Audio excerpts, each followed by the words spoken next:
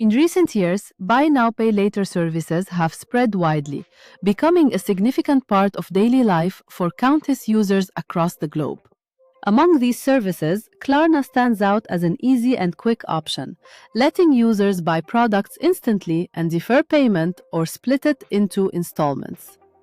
On the surface, this service appears convenient and smart, and users may even feel more in control of their finances. However, in reality, this perceived ease carries significant financial risks that could lead to financial difficulties if not managed with awareness and discipline. In this video from our Klarna series, we will learn how to use Klarna without getting into financial trouble.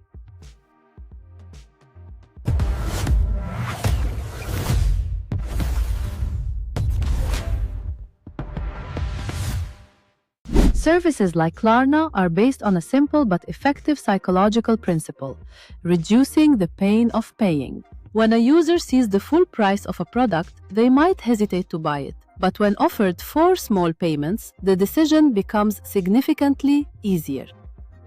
Many studies and articles in behavioral finance indicate that installment payments diminish the feeling of loss, prompting users to spend more than they had originally intended. Therefore, the user is not actually saving money, but merely postponing the sensation of making the payment.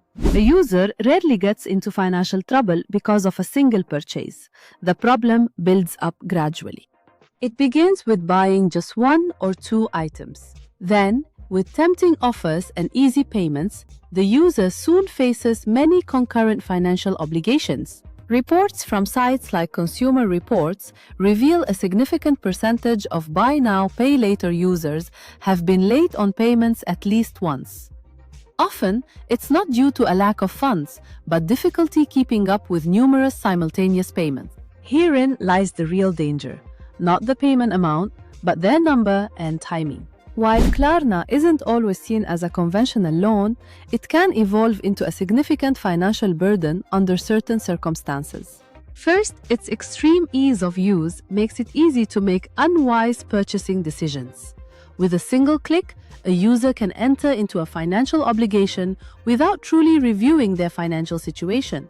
Secondly, consistent usage might lead to purchasing unneeded items, particularly those the user wouldn't acquire if asked to pay the total cost upfront. Third, certain payment plans may include high interest rates if long-term financing is chosen, potentially increasing the product's overall cost quite significantly. Fourth, some buy now, pay later services lack the same level of legal protection that credit cards offer, which can expose the user to additional risk in case of disputes or issues with the merchant. Finally, in case of late payments, additional fees may be charged, the account may be restricted, or the debt could even be sent to collection agencies, negatively affecting the user's credit history. This service shifts from a convenient tool to a source of stress when users rely on it for purchasing instead of just managing payments. Rather than simplifying money management, it actually becomes a way to easily exceed personal financial limits. Recent financial reports have indicated that a significant number of users encountered difficulties making payments soon after using these services, highlighting the risks of over-reliance without proper planning. Despite all this, it doesn't mean using Klarna is inherently bad. It can be a highly beneficial tool if used mindfully and with careful consideration. First, the user must already have the required amount available. The goal of using Klarna should be to manage payments, not to compensate for a lack of liquidity. Second, it's important to limit the number of open payments at any given time to avoid getting overwhelmed and losing control. Third, it's advisable to use reminders or enable automatic payments to avoid delays, especially since many late payments are due to forgetfulness, not a lack of funds. Fourth, you should read the terms and conditions carefully, especially regarding fees and interest. Fifth, it's best to use Klarna only for necessary purchases and avoid using it for luxuries or impulse buys. Klarna is a contemporary financial tool, skillfully blending both convenience and inherent risk. It provides users with flexible payment options, yet concurrently, it can easily lead them into impulsive and uncalculated spending if they lack awareness regarding its proper use. The difference between smart and dangerous usage isn't in the service, but the user's behavior.